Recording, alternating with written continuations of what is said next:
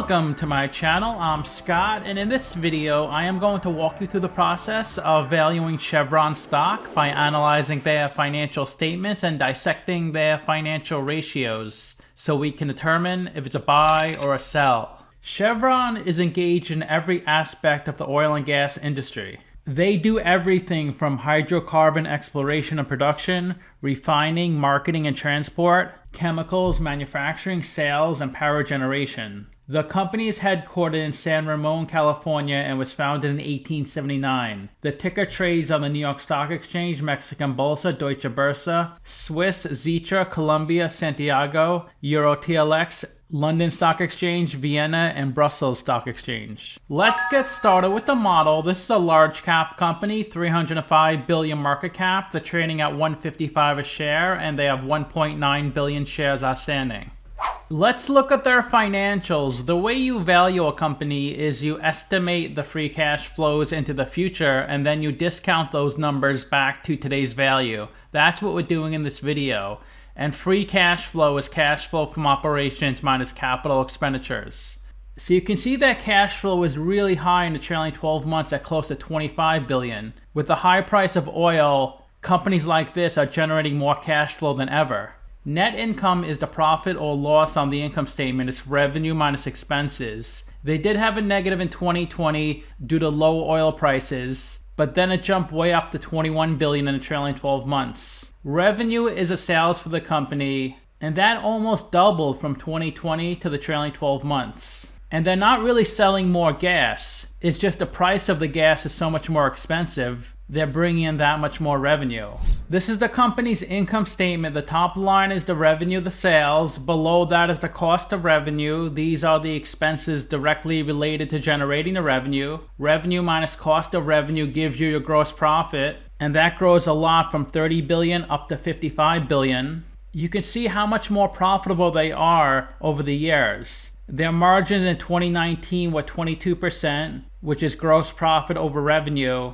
And now it's over 31%. That means they convert 31% of their revenue into gross profit. Below that is their operating expenses. These are all the expenses not directly related to generating the revenue. Gross profit minus operating expenses gives you your operating income, which was negative in 2020, but it's nearly 22 billion in the trailing 12 months. They spent 650 million of interest on their debt, which is lower than the prior 3 years. Then you have other income and expenses. These are all the gains or losses not part of the company's core operations. Your pre-tax income, your taxes, and the bottom line of the income statement is your net income, which grew a ton from 2019 and 2020, close to 21 billion in the trailing 12 months. This is the company's statement of cash flows. The top line is operating cash flow. That's how much cash the company generates from its operational business. So they generated the most cash flow in the trailing 12 months, over 33 billion. It was 10.5 billion in 2020, even though they had negative net income, because they passed through a lot of non-cash items, mainly depreciation and amortization. Then you have capital expenditures, investments in property, plant, and equipment. They spend a lot on CapEx and building out their infrastructure, over 8 billion in the trailing 12 months. Operating cash flow minus CapEx gives you your free cash flow. And they have a lot of free cash flow now, so they do pay a dividend, but they're also using that cash flow to pay down debt. You see in the trailing 12 months, they paid down almost 18 billion of debt. When a company pays down debt, that means there's more cash flow for the investors because they have to pay less interest on that debt, which means more money flows to the bottom line. Let's look at the capital structure. 146 billion of equity, 29 billion of debt. They're 83% equity, 17% debt. Their net debt is 17.6 billion. Net debt is their total debt minus the cash on the balance sheet. And I used the middle whack on Finbox, 7.5%, and that's the discount rate we're going to apply to the future cash flows. We estimated 4 years of future free cash flows. We also estimated the terminal value, which is all cash flows. Past year 4, that's 317 billion. We discounted those numbers back to today using the weighted average cost of capital. We get a value of the company of $303 billion. We divide that by 2 billion shares. And we get a calculated stock price of 155. They're trading at 154, so they're pretty much trading at intrinsic value. It's not that common my DCF is so close to the stock price, but in this case it is. The last time I did a video on this company was in May of last year. They were trading at 110. My valuation is 128. Since the price of oil has skyrocketed, so has this stock price. That's why they're trading much higher than my 128 target. Their revenue target for 2024 is $169 billion. For 2023, it's $193 billion, and for 2022, it's $216 billion. I continue this trend into 2025, and I got $144 billion. That's how I got their future revenue estimates. They convert on average 11% of their revenue into free cash flow, so I multiplied their future revenue estimates by 11%. That's how I got their future free cash flows. The website Simply Wall Street is a lot higher than me. They're at 199. They're saying the stock is 21.8% undervalued. 18 analysts priced this stock, and the average price target is 180. The low price is 146, and the high price is 202. This is where the stock has been trading the last 5 years. So for about 3 years, it was trading sideways, and when the price of oil crashed, so did the stock price. And it looks like it got really low, around 55. And then it shot way up, as most oil and gas stocks have the past few months. I think it's trading at its all-time high. This red line is the price of Brent crude. So you can see this company's stock price was pretty much tracking Brent crude for about 3.5–4 years. But then the price of crude increased a lot, and their price increased, but not nearly as dramatic as the price of crude. And I'm not sure why. The same thing happened with Exxon when I looked at this chart. I would expect their stock price to almost mimic Brent crude like it has in the past. They pay a quarterly dividend and they raise it every year. It was $1.08 in 2017. They're up to $1.42. It's a yield of 3.65%, which is 54% of their net income, 45% of their free cash flow.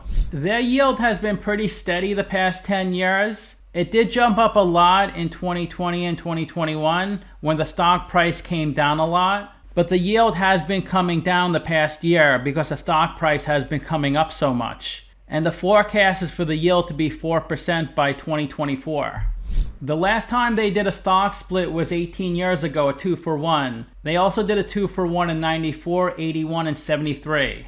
Their beta is pretty close to 1, so the stock moves with the market. It's gone up 59% in the past 52 weeks, while the S&P is down 9%. The 52-week low is 93, the high is 182.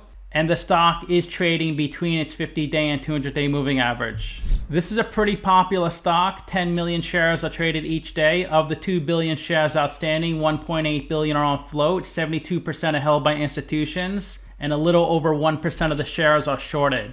If you invested $10,000 into this company 10 years ago, you'd have $22,600 today. That's a 125% return, an 8.5% annual return. The CEO's annual salary has been flat for a few years. It's $1.65 million, and their total compensation package is $22.6 million. It was a lot lower in 2016, 17, and 18. Then it got to about $32 million in 2020, but it has regressed since then. There's not much insider trading activity in the past 12 months, only 2 sell orders, both in May, last month. One for 7,900 shares and one for 478 shares. 63% of the company is held by institutions, 29% by the general public, and 8% by public companies. It looks like their employee count has been going down over the years. It was around 61,000 employees in 2016. Now they're down to 43,000. Let me know in the comments if you know why their employee count has been going down. They might have sold off or divested some of their business units. These are their top 10 biggest shareholders. Vanguard at 8.5%, State Street, BlackRock, Capital Research, Geode, Norges Bank, Northern Trust, Morgan Stanley, and BNY Mellon.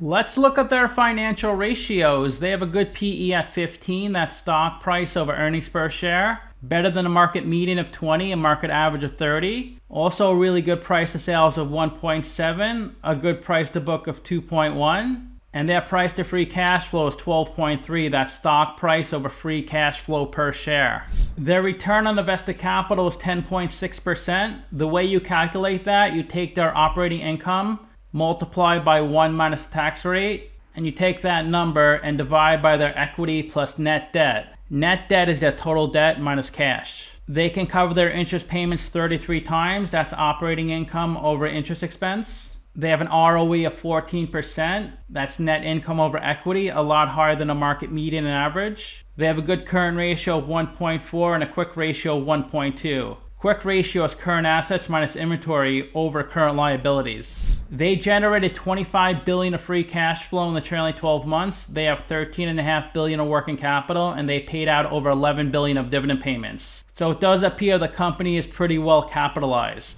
The best way to look at ratios to compare them to companies in the same industry. There are 19 companies in the same industry as Chevron, and if Chevron has a number in red, they're worse than the average. If they have a number in blue, they're better than the average. They spend more than average in CapEx. They have a really good debt to equity ratio. For every dollar of equity, they have 20 cents of debt. They do pay a high dividend, close to 4%. The average is 3%. Look at Petrobras, 18%. They generate lots of free cash flow, not as much as Exxon or Shell though. They rank second in market cap behind Exxon. All their price multiples are worse than average. Their price to book, price to earnings, price to free cash flow, and price to sales. They do generate a lot of revenue, but less than Exxon, Shell, and Total Energies, and a lot less than the two Chinese companies on this list, PetroChina and China Petroleum. Their 5-year annual revenue growth rate is only 8%, the average is 18%. A solid ROA of 8%, that's net income over assets. It's how well you use your assets to generate a profit. And a good ROE of 14%, that's net income over equity. It's how well you use your equity to generate a profit. So to summarize, I have them trading at intrinsic value.